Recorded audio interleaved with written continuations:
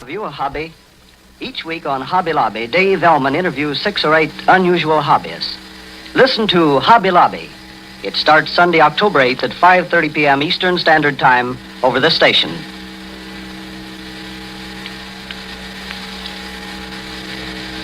Kaltenborn edits the news. This familiar phrase is spoken from Parkersburg, West Virginia, where tonight Mr. H.V. Kaltenborn is delivering a lecture. Columbia's distinguished news analyst once again will review the news of the day and interpret its significance.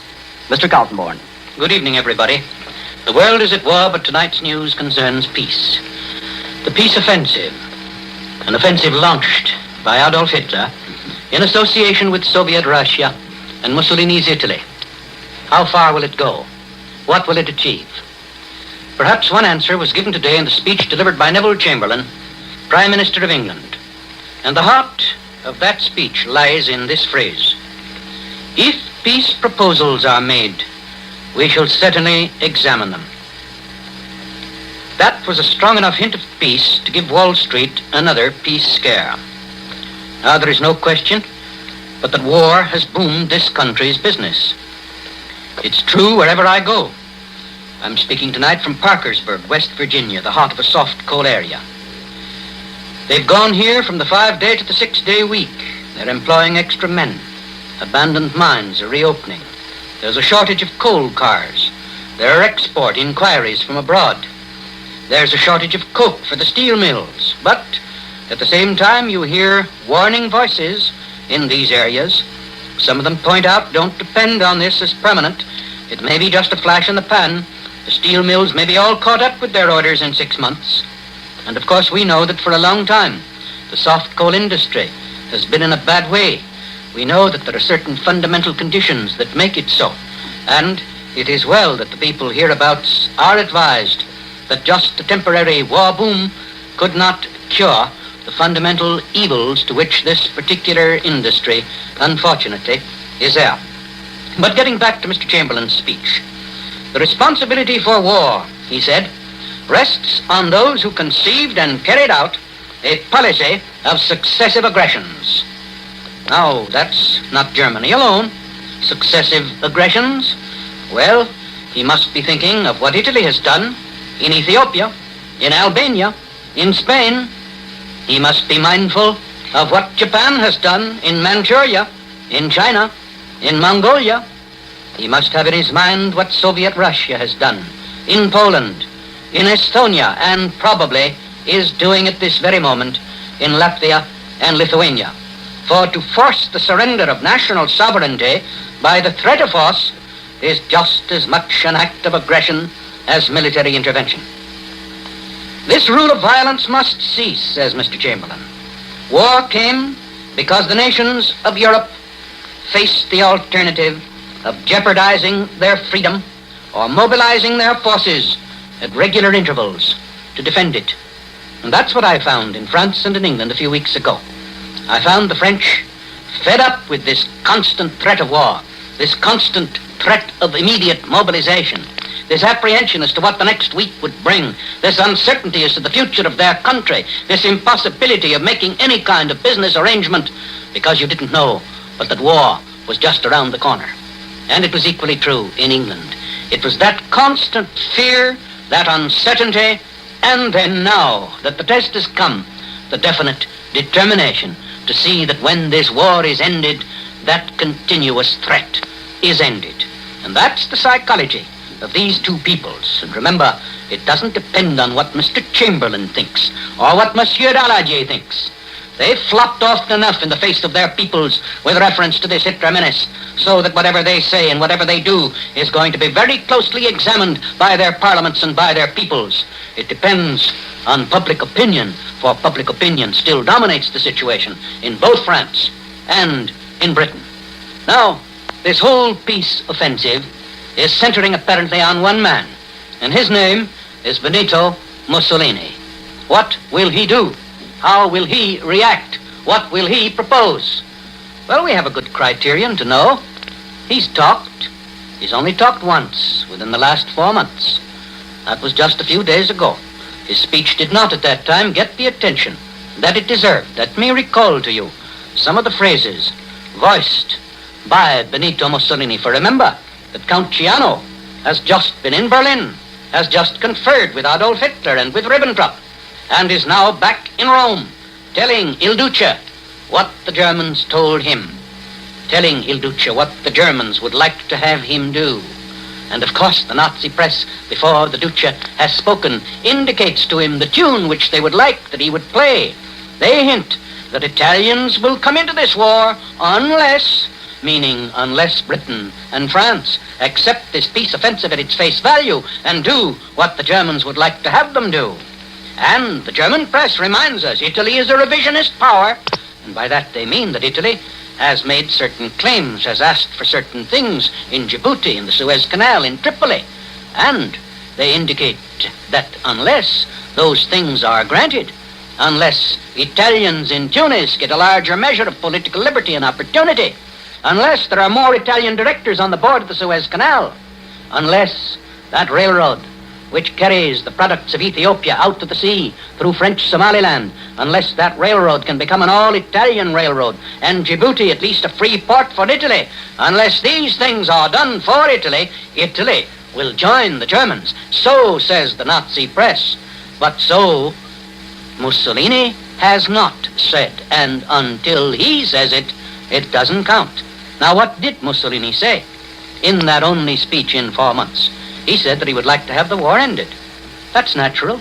Italy doesn't want to get into the war. Italy has nothing to gain from the war. Mussolini is a realist. He knows that Hitler can't defeat the British Empire. He knows that nothing that Russia and Hitler combined could do could bring the British Empire and the French Empire to their knees. He knows that. He's too shrewd an appraiser of the general European situation, of the values that are opposed to one another in this war. He's too conscious of Germany's inherent weakness, of her lack of supplies, of Hitler's lack of moral support on the part of a great portion of his people. He knows all those things. So he's not deceived by the prospect of an immediate victory for Germany and Russia. And he knows that if he would get into the war on the side of Germany, he knows what would happen. The northern industrial provinces of Italy invaded and conquered almost overnight, because the French army is infinitely superior to the Italian army. And then the Mediterranean, no longer that Italian lake of which Il Duce has boasted again and again, but a closed sea with every Italian ship driven back to its home ports, exactly as every German ship has been driven back to its home ports during the past month, except for a few scattered raiders here and there who are unable to do more than make a slight dent into the British and the French merchant marine. And here's what Mussolini said. Our policy of watchful waiting was fixed in the September 1st declaration, and there is no reason to modify it. In other words, we decided that we would watch and we would wait, and that's what we're going to continue to do. There's the answer to the Nazi suggestion that tomorrow Italy is going to enter the war on the side of Germany. And he says, why do we do that? Well, it corresponds to our national interests, which is certainly sound. It corresponds to our political treaties and pacts, which is not altogether true, because there is a very definite military pact between Germany and Italy, which obliges Italy to come to the aid of Germany the moment she's engaged in war with another power. She is so engaged. If the pact were automatically to go into effect, Italy would now be fighting on the side of Germany. She is not, which indicates that treaties in this world of ours are made to be broken even when they concern the two ends of a wobbly axis. Then, he says, peace is the desire of all peoples, including the German people. Yes, of course it is. And peace could be had by all these peoples if it were not for the mistaken policies of their leaders. And of course, there he touches on something very fundamental, namely that leaders can make war, but peoples, by the process of revolution, can make peace. And they're not going to wait 4 years this time before they make it by the way of revolution, if it can't be made in any other way. Now Mussolini goes on and says our policy is to localize the conflict. Besides, Poland having been liquidated, Europe is not really at war. One can avoid that shock, he continues, by realizing that to wish to maintain, or worse yet, to wish to restore positions that history and the natural dynamism of peoples condemn is a vain illusion. Now by that, Mussolini voices the common sense thought, which has occurred to many students of the Polish situation, that Poland as she stood on September 1st, can never again be recreated.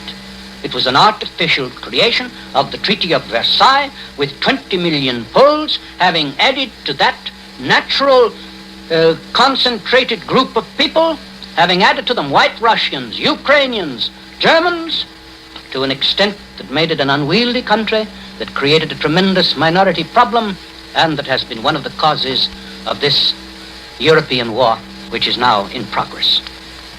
Now Mussolini goes on and speaks also of Russian entry into the war.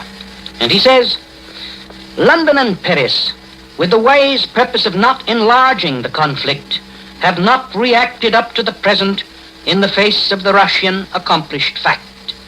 Well, of course, that means that Mussolini is telling us that London and Paris are very wise in not declaring war on Russia. And, of course, I think every student of diplomatic methods realizes that they're wise not to declare war on Russia. The French have explained it on the ground that the Polish government has not asked them to intervene against Russia, and that's technically a good out for the French, who were obliged to come to Poland's aid against any country if Poland should make an appeal to France and say, help me against that wicked neighbor. But since there was no Polish government to make that appeal at the time that Russia came in, the appeal was not made. Therefore, technically, France has an excellent excuse for saying, well, no government asked us to help Poland. Consequently, we are under no obligation under our treaty to come to her help. Of course, that's all technical subterfuge and persiflage. The facts are the thing that count. There was nothing that France or Britain could do to advance their cause by an immediate declaration of war against Russia. That would have forced Russia into the arms of Germany, have created a definite Russian-German military alliance, and thereby made the situation all the more difficult for the Allies. Therefore, they did not declare war on Russia, and Russia has been very wise in not declaring war against France or against Britain, and is not making war against them. So, there you have Mussolini's position. There you have the crux of the situation as it stands tonight. Chamberlain says, yes, we'll examine peace proposals. And Mussolini will probably make them, directly, indirectly. Perhaps he won't make them in such form that Hitler will like them. And then we will expect to hear from Adolf Hitler, toward the end of this week, one of those Reichstag addresses in which he breathes fire and defiance, and then expects the world to hail him as the little angel of peace. It won't be done. Adolf Hitler has deceived the world for the last time. The issue of this war is going to be something else than a vacant promise. Good night. You have just heard...